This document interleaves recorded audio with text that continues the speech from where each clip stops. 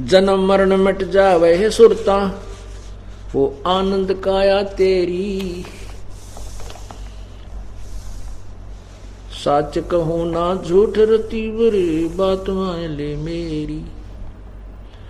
सतलोक में जाके सुरता, संकट कट जा सारे।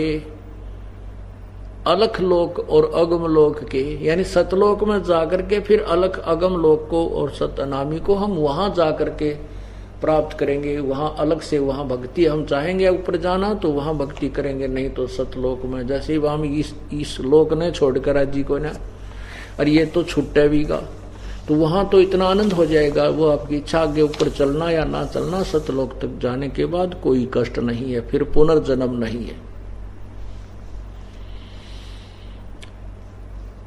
अनामी लोक में जाने के बाद फिर वहां आत्मा और परमात्मा एक हो जाते हैं, आत्मा परमात्मा में समा जाती है। लेकिन सतलोक, अलखलोक और अगम लोक में वहां आत्मा और परमात्मा का अलग अस्तित्व है। अब जैसे इन अन्य पंथों वालों से हम चर्चा करते थे, समझाने की चेष्टा भी करते थे, फिर वो तो कति अनाड़ी हो गए, मानते ही नहीं। ये क्या कहा करते हैं राधा स्वामी वाले और धन धन सतगुरु वाले, इनके शिष्यों से बातचीत होती थी, कहते हमारे गुरुजी से कहते हम तो बस सीधे त्रिकुटी पर जाते हैं, इसे नीचे का तो पिंड है और यो ब्रह्मांड है। और कहते हैं पहले ऋषियों ने इस बात का पता नहीं था त्रिकुटी का, जो क्यों बड़ी खोज करे बैठे थे। नो त्रिकुटी, हम सीधे त्रिकुटी में जाते हैं, हम नीचे के कमलों का हमने कोई आवश्यकता नहीं। कमाल की बात कर दी। हम विदेश गए हुए हैं और विदेश में हमारे ऊपर बहुत प्रकार के कर्जे बन गए हैं, लोन बन गए हैं। जब तक हम उस देश के लोन को, कर्जे को या ऋण को नहीं चुका देंगे तो वहां से हमारे कागज क्लियर नहीं होंगे, हमारे पेपर क्लियर नहीं होंगे, हमें वापस नहीं आने दिया जाएगा। सबसे पहले हम इस काल के लोक में आकर के जो सतलोक से कमाई लेकर आए थे वो तो हमने सतयुग में खत्म कर दी। देव ब्रह्मलोक में, ऊपर के लोकों में रहे बहुत दिनों तक। उसके बाद अब हम मजदूरी करते हैं, स्वर्ग में खाते हैं, फिर 84 लाख योनियों में भटकते रहते हैं। और फिर हमने इन 5 कमलों के अंदर से जाना होता है, तो ये हमारा ऋण मुक्त ना होने से जाने नहीं देते।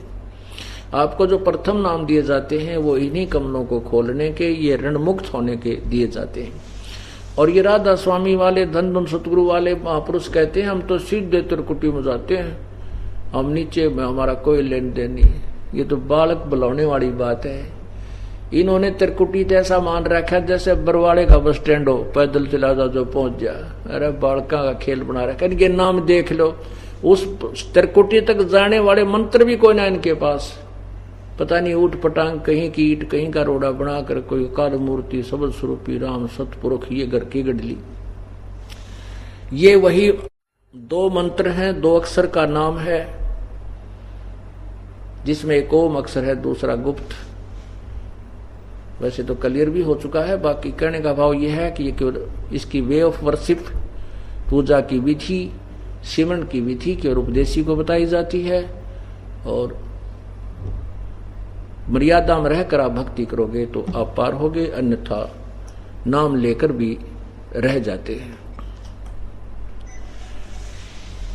अपनात्मा परमात्मा ने खजाना खोल दिया आपके समक्ष, और अब भी हम पार नहीं हुए तो हमारे जैसा निर्भाग नहीं, फिर नहीं हमारा कभी दाव भी नहीं लगेगा। इसलिए परमात्मा कहते समझा है तो सिर दर पाऊं, बहुर नहीं रे ऐसा दाव। अब ये दाव लग गया, इसका लाभ उठाओ। बोलो सतगुरुदेव।